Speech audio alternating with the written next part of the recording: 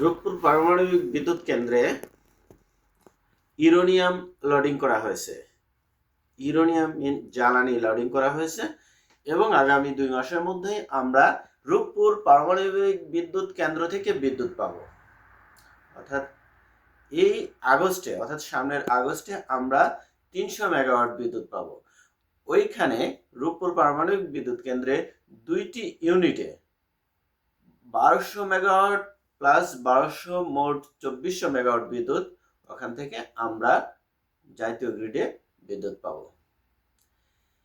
এই রূপপুর পারমাণবিক বিদ্যুৎ কেন্দ্র স্থাপনকে কেন্দ্র করে অনেক পানিগোলা হয়েছে এবং জননেত্রী শেখ হাসিনা তার অদম্য এবং অগাধ বিশ্বাস আস্থার জায়গা থেকে এবং দেশপ্রেম এবং দেশাত্মবোধের জায়গা থেকে আমেরিকার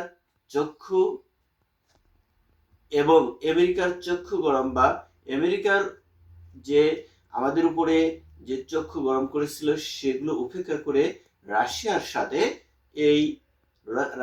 রাশিয়ার রসটমের সাথে চুক্তি স্বাক্ষর করে এই বিদ্যুৎ কেন্দ্রটি স্থাপন করে। অর্থাৎ আমেরিকা কখনোই চায়নি যে পারমাণবিক এই বিদ্যুৎ কেন্দ্রটি রাশিয়া আমাদের এখানে স্থাপন করুক। রাশিয়া আমাদেরকে শুধু কারিগরি সাহায্য সহযোগিতাই করেনি, এর বড় একটি অংশ লোনও দিয়েছে। 2টা কেন্দ্রে মোট 12.56 বিলিয়ন ডলার খরচ হয়েছে। এর একটি বড় অংশই রাশিয়া দিয়েছে এবং ধারণা করা হয় এই বিদ্যুৎ কেন্দ্র স্থাপনকে কেন্দ্র করেই আমেরিকার সাথে বর্তমান সরকারের টানাপোড়েন শুরু হয়। বর্তমান নয়, শেখ হাসিনা সরকারের টানাপোড়েন শুরু হয়, যার নির্মম পরিণতি আমরা দেখেছি।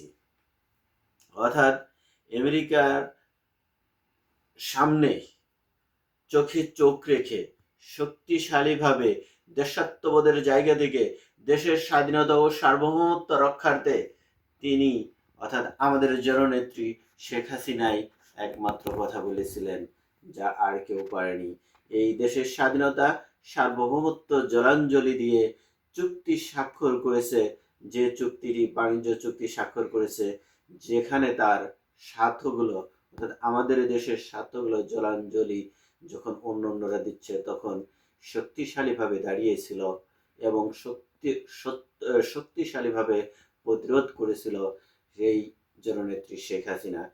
তার সাহসী ভূমিকার কারণেই আমরা পেয়েছি এই পারমাণবিক বিদ্যুৎ কেন্দ্র, যা বর্তমানে আমেরিকার সাথে চুক্তি অনুসারে আমাদের পক্ষে আর কখনোই এই ধরনের কোনো প্রজেক্ট করা বা চিন্তা করা সম্ভব নয়।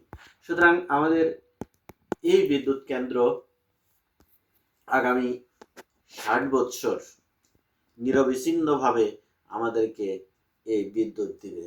শুধু 60 বছর নয়, 60 বছর পরেও 30 বছর সার্ভিসিং এর মাধ্যম দিয়ে আমরা এই বিদ্যুৎ সেবা পাবো এই কেন্দ্র থেকে।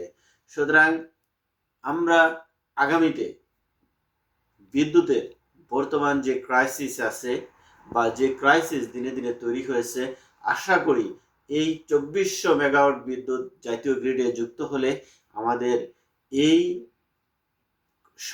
যে সংকট, বিদ্যুৎ সংকট, এর কিছুটা হলেও পূরণ হবে এবং আগামী দিনে আমাদের অর্থনীতি এবং আমাদের যে অর্থনীতি, এই অর্থনীতির চাকা সচল করার জন্য আমাদের প্রয়োজন যে নিরবিচ্ছিন্ন বিদ্যুৎ, সেই বিদ্যুৎটাই আমরা পাবো। অর্থাৎ আমাদের শিল্প কারখানা সচল হলে আমাদের দেশের অর্থনৈতিক অবস্থা বা অর্থনীতির চাকা ঘুরবে।